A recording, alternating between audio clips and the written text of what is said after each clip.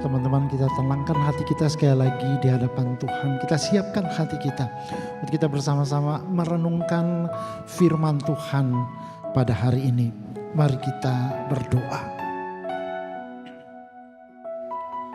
Terima kasih Tuhan. Kami percaya janji-janji-Mu Tuhan. Janji-Mu tidak pernah gagal. Itu yang kami yakini, itu yang kami amini. Dan di dalam janji-janji-Mu itu Tuhan, kami teguh dan kami kuat berdiri. Tolong kami Tuhan, mungkin orang melihat kami adalah anak-anak remaja yang tidak punya arti apa-apa. Tapi kami percaya Tuhan bahwa Engkau Tuhan sangat mempedulikan dan memperhatikan kami. Oleh sebab itu Tuhan, hari ini ketika ada kesempatan lagi bagi kami untuk datang duduk diam di bawah kaki salib Tuhan, memuji Tuhan, menyembah Tuhan. Dan hari ini kami juga siapkan hati kami untuk mendengarkan Engkau berbicara kepada kami. Karena kami tahu Tuhan bahwa firman-Mu Tuhan itulah yang menuntun hidup kami, mengarahkan hidup kami, sehingga Tuhan kami menjadi saksi-saksi Tuhan yang hidup. Kami membawa berita damai itu, berita Injil itu kepada semua orang lewat hidup kami. Terima kasih Tuhan, pakai hamba-Mu, urapi dan tolong dia. Terima kasih Tuhan, setiap saudara-saudaraku, adik-adikku, teman-teman yang duduk dia mendengarkannya. Hamba-Mu berdoa Tuhan berkati dan urapi mereka. Dalam nama Tuhan Yesus kami berdoa. Amin. Oke baik, selamat pagi teman-teman. Selamat pagi, shalom.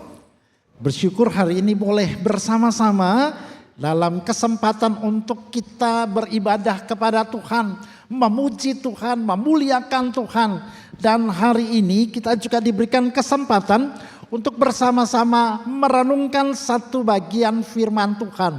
Saya mengajak kita untuk kita membuka dari Alkitab kita, Lukas pasal 24 ayat 44 sampai 49. Saya akan bacakan, teman-teman boleh ikuti atau lihat pada layar di depan. Lukas 24 ayat 44 sampai 49, demikianlah firman Tuhan yang tertulis. Yesus berkata kepada mereka, inilah perkataanku yang telah kukatakan kepadamu ketika aku masih bersama-sama dengan kamu.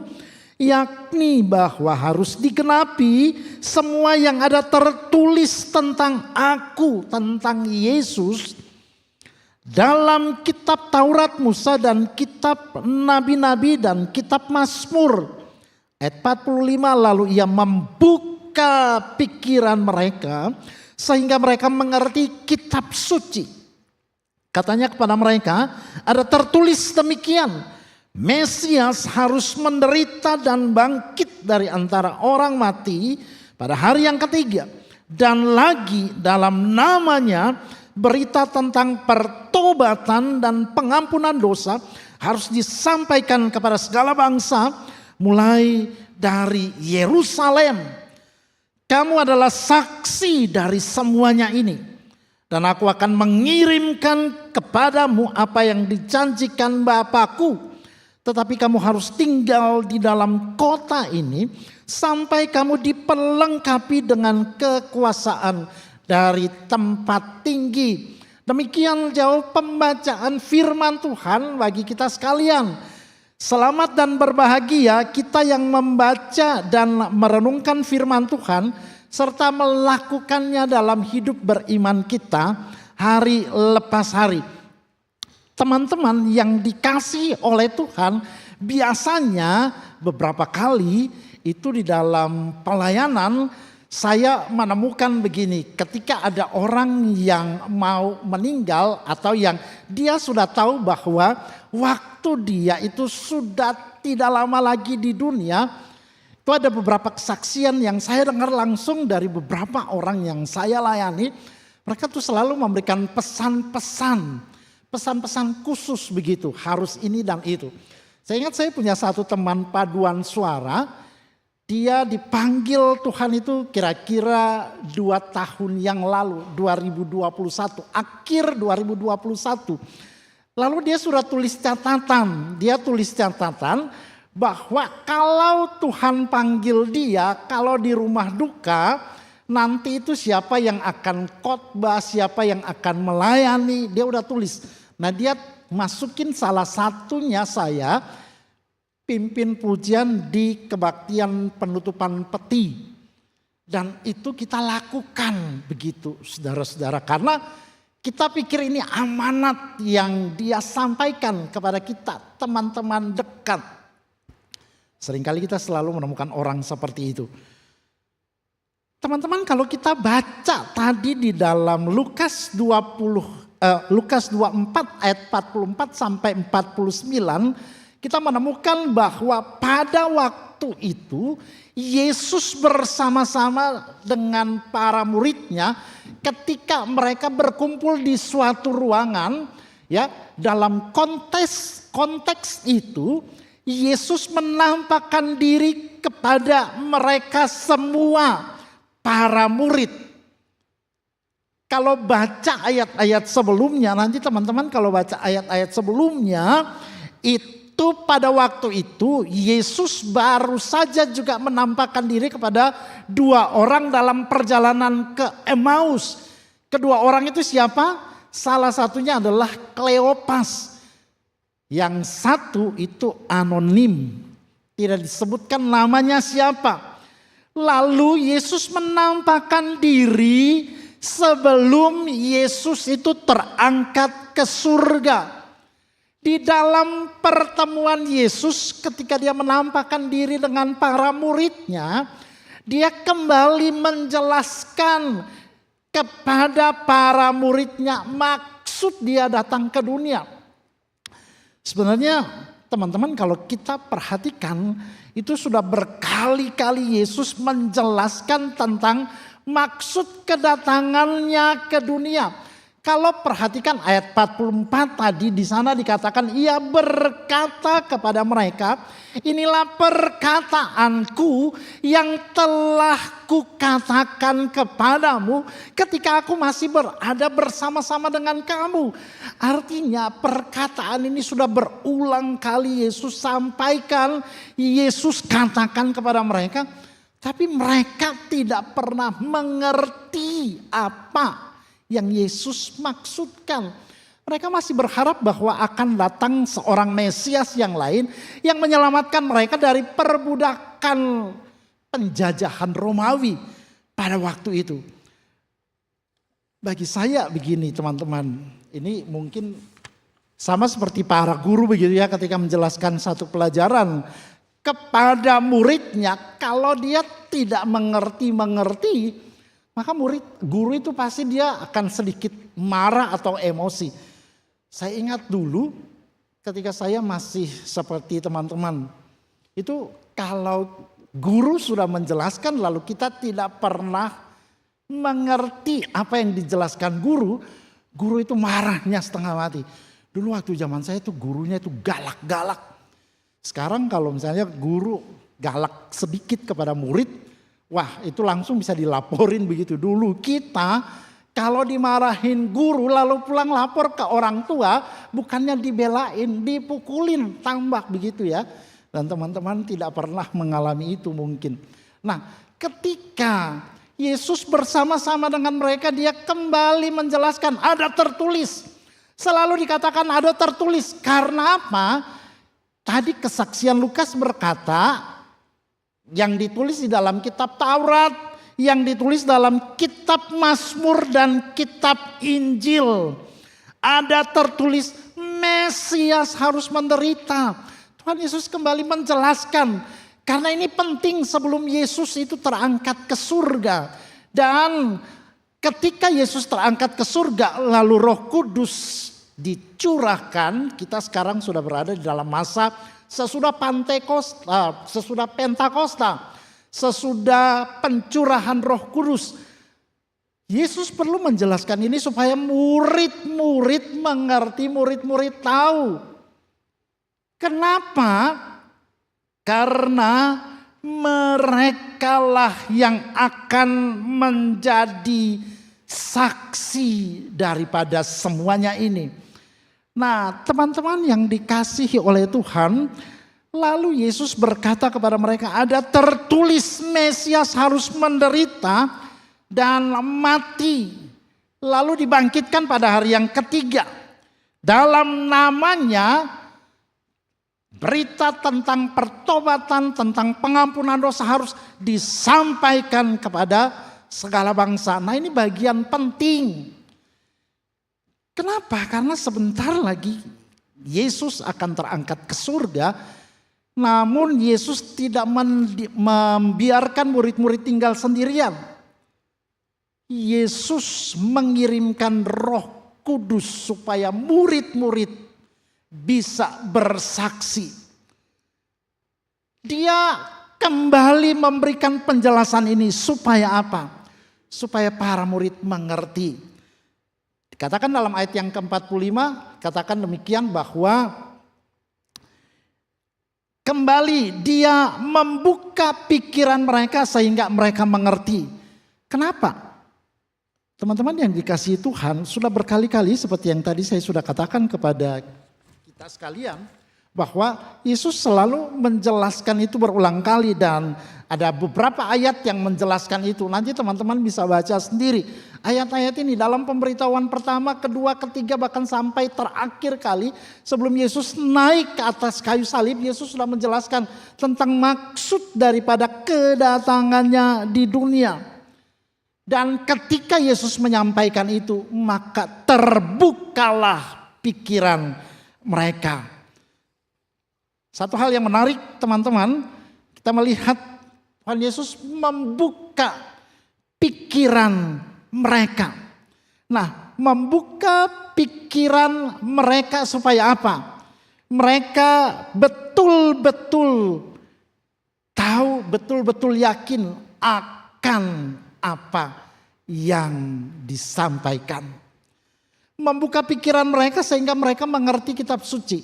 Kalau teman-teman baca di dalam ayat-ayat sebelumnya ketika Yesus menampakkan diri kepada dua orang yang ke Emmaus, itu juga waktu mereka berjalan sama dengan Yesus, waktu mereka bercakap-cakap dengan Yesus selama perjalanan itu, mereka tidak tahu siapa yang berjalan bersama dengan mereka.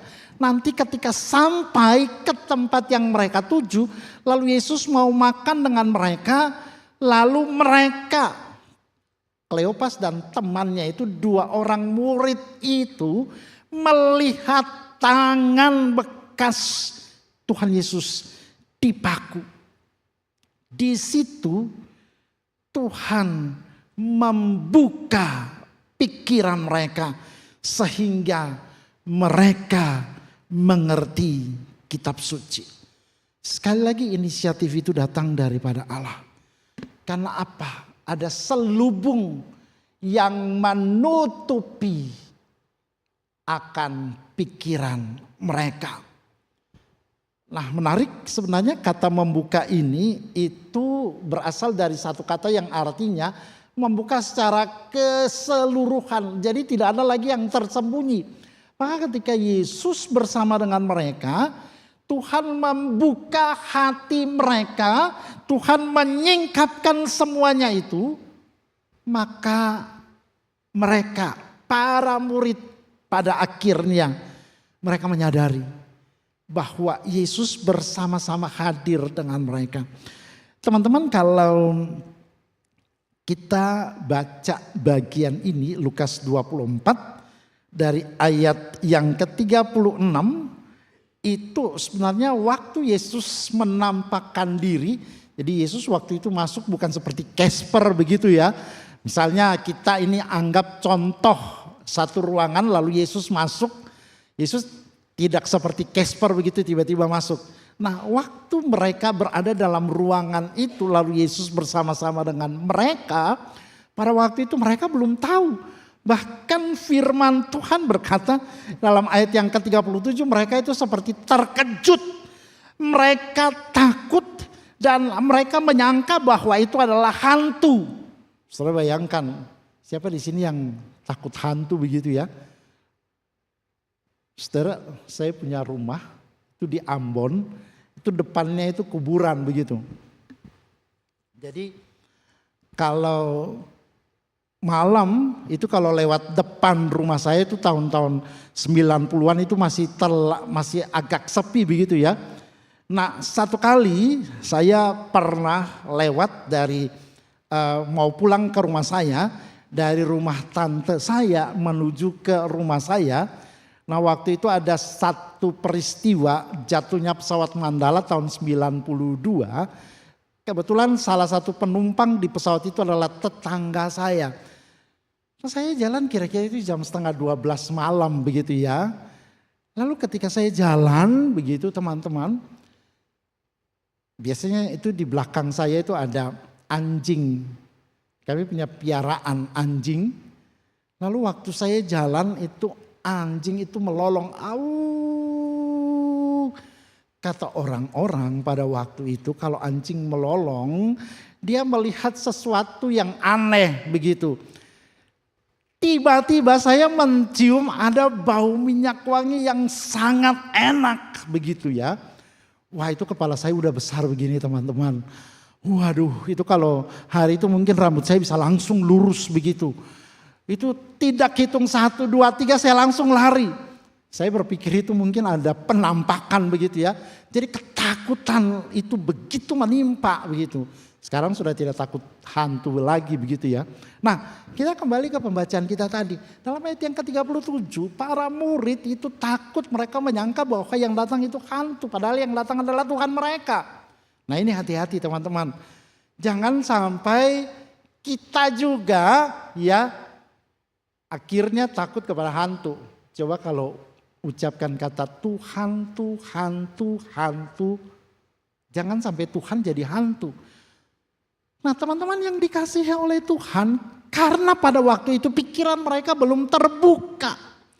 Itu yang membuat mereka takut, membuat mereka ragu. Dan pada akhirnya membuat mereka tidak mau melakukan apa-apa. Maka ketika Tuhan membukakan pikiran mereka, ya, Tuhan membuka hati mereka sehingga mereka tahu apa yang seharusnya mereka lakukan. Nah, ketika mereka mengalami pembaharuan pikiran, maka apa yang harus mereka lakukan? Ketika selubung itu disingkapkan, selubung itu dibukakan, maka kebutaan pikiran itu akan terbuka. Sama dengan ketika kita pertama kali kenal Kristus sebagai Tuhan dan Juru Selamat. Pada waktu kita percaya kepada Tuhan, lalu selubung itu dibukakan, maka kita akan dituntun dan dibawa kepada Kristus Sang Juru Selamat. Seorang teolog pernah berkata, membuka pikiran itu berarti Tuhan memberikan pengertian. Jadi buka pikiran bukan sekedar seperti kita buka begini, tapi memberikan pengertian. Pengertian akan apa yang terjadi dan apa yang selama itu mereka lihat. Supaya apa? Ini sebuah tugas yang harusnya mereka kerjakan. Sebelum mereka pergi memberitakan kasih Kristus, mereka harus mengalami pembaharuan pikiran. Ayat 48 dan 49. Karena kamu adalah saksi. Para murid pada waktu itu adalah saksi mata daripada kematian dan kebangkitan Kristus. Sehingga sebelum mereka pergi untuk menjadi saksi, memberitakan tentang kasih Kristus itu, mereka betul-betul harus mengerti mengapa sampai mereka harus menjadi saksi. Sama seperti saksi di pengadilan. Teman-teman, beberapa waktu lalu saya ikuti satu sidang yang mungkin kita semua pernah dengar. Satu sidang itu tentang pembunuhan berencana yang dilakukan kepada salah satu anggota kepolisian. Nah, yang dihadirkan pada waktu itu adalah para saksi mata yang menjadi saksi terjadinya peristiwa itu. Dan ketika mereka yang dihadirkan adalah saksi mata, itu berarti kesaksian mereka itu valid. Karena mereka ada bersama-sama pada waktu itu. Nah, kalau dibawa kepada kisah kebangkitan Kristus, teman-teman dan saya, kita tidak menjadi saksi mata yang secara langsung melihat Kristus mati dan bangkit pada hari yang ketiga. Kita tidak menjadi saksi mata karena kita tidak ada pada waktu peristiwa itu terjadi. Kita bersyukur bahwa oleh karena apa yang dicatat dalam kitab suci, kita mengimani dengan iman bahwa Kristus itu sudah mati untuk engkau dan saya. Dan dia bukan saja mati tapi dia juga bangkit. Dan dia juga memberikan tugas itu kepada kita. Jadi tugas itu bukan saja diberikan kepada para murid pada waktu itu. Kamu adalah saksi.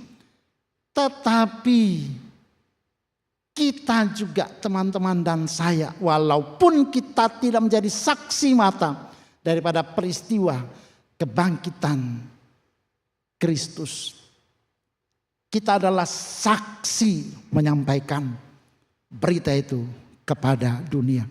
Mungkin teman-teman berkata begini, kalau saya jadi saksi seperti apa? Saya masih muda. Apakah kalau saya menceritakan tentang kasih Kristus, kematian Kristus di atas kayu salib untuk saya, apakah orang percaya? Mungkin kita akan selalu bertanya seperti itu. Dan kalau teman-teman baca di dalam firman Tuhan, Tuhan ketika mau memakai seseorang, ya orang yang muda, mereka selalu punya alasan yang sama. Tuhan, aku masih muda, aku tidak pandai berkata-kata. Musa ketika mau dipakai oleh Tuhan memimpin bangsa Israel keluar dari tanah Mesir menuju ke tanah Kanaan, Musa pakai alasan yang sama. Dan itu alasan yang klasik. Ya mungkin sampai hari ini engkau dan saya kita juga pakai alasan itu. Mungkin engkau bilang, kok aku ini masih muda. Kalau aku sampaikan atau saksikan tentang kematian Kristus, kebangkitan Kristus, apakah orang percaya? Teman-teman, saya tidak tahu. Teman-teman sempat lihat ya, mungkin tidak sempat lihat karena beberapa hari ini adalah ujian akhir semester kenaikan kelas ya. Nah, 3-4 hari belakangan ini ada satu video yang viral, yang FYP ya gitu ya. Itu tentang seorang remaja Indonesia 17 tahun.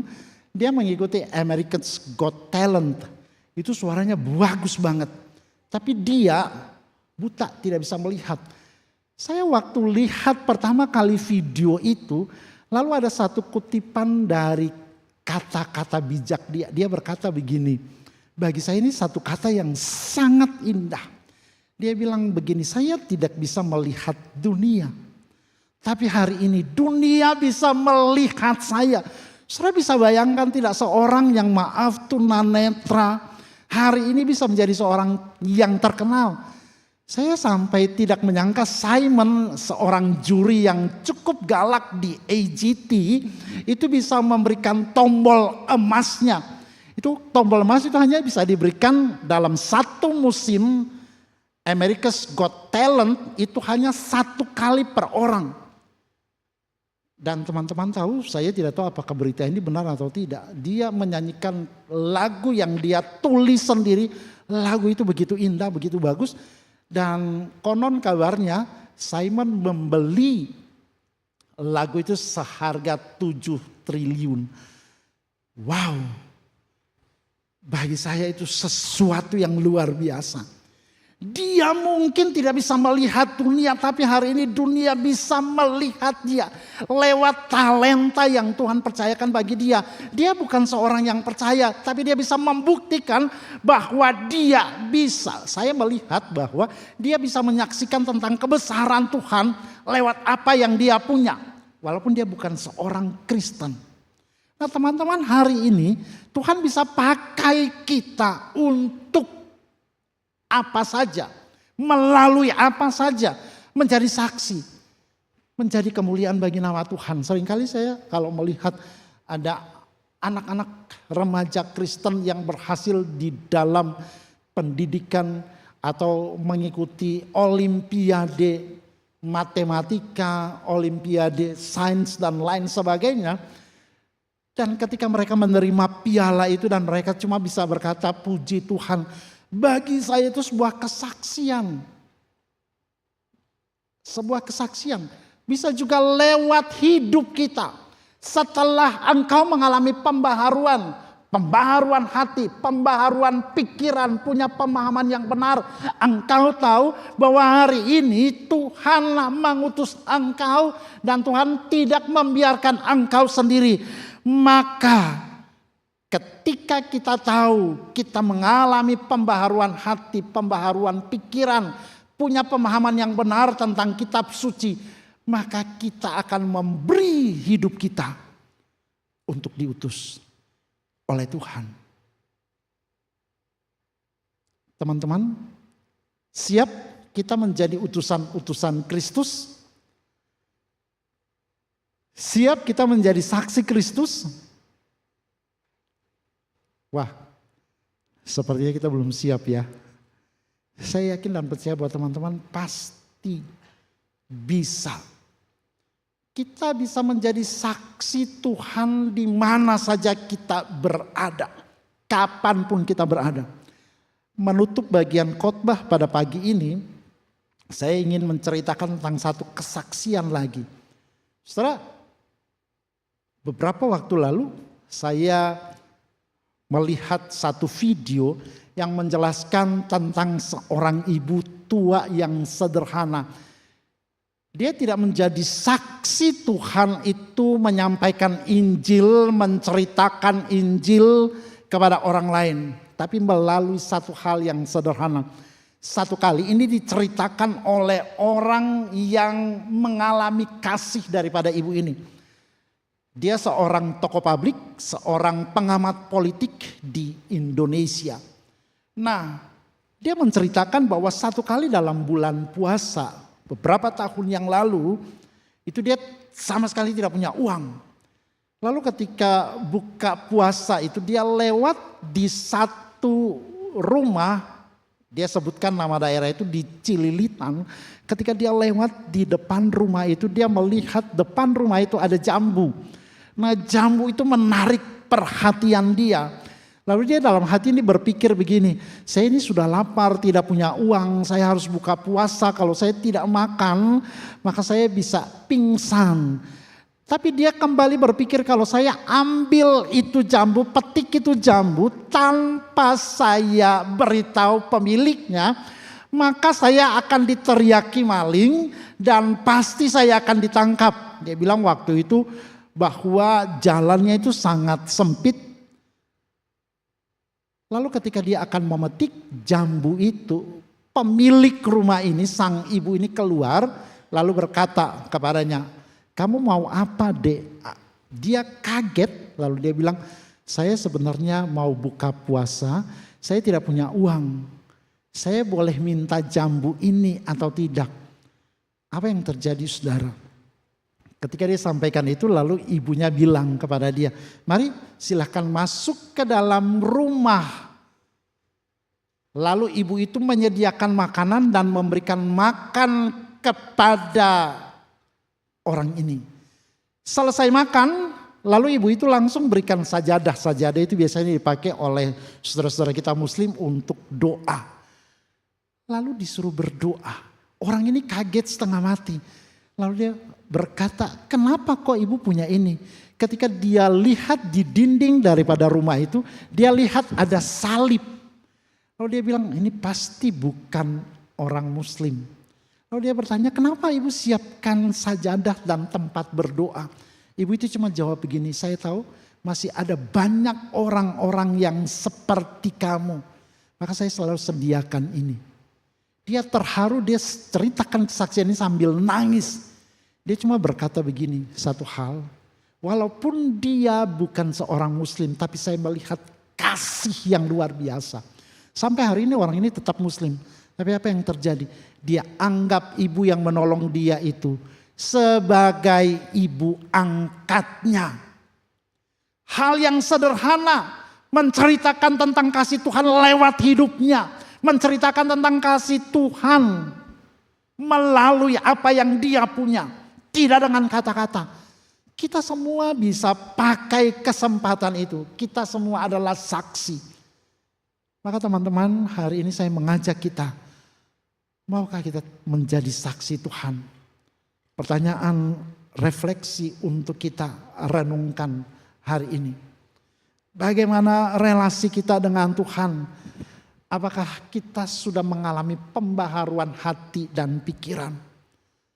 Kalau kita sudah mengalami pembaharuan hati dan pikiran, bersediakah kita mengambil keputusan untuk menjadi saksi Tuhan di mana saja kita berada? Kapan saja waktunya, kesempatan apapun yang Tuhan izinkan bagi kita. Maukah kita mengambil keputusan untuk menjadi saksi Tuhan? Mari kita tundukkan kepala dan kita berdoa.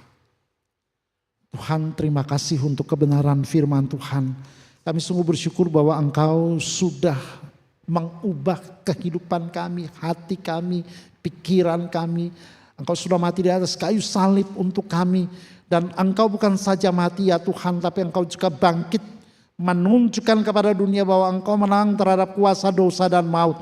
Dan oleh sebab itu Tuhan, Engkau juga mau supaya kami menjadi saksi Tuhan dimanapun kami berada. Di lingkungan tempat kami tinggal, di tempat kami menempuh pendidikan.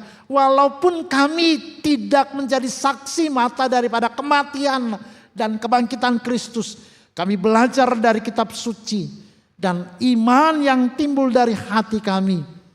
Tolong kami Tuhan, supaya kami menjadi saksi-saksi Tuhan. Terima kasih Tuhan, hamba-Mu berdoa untuk anak-anak remaja di gereja kami. Tuhan, Kau pakai mereka anak-anak yang sederhana.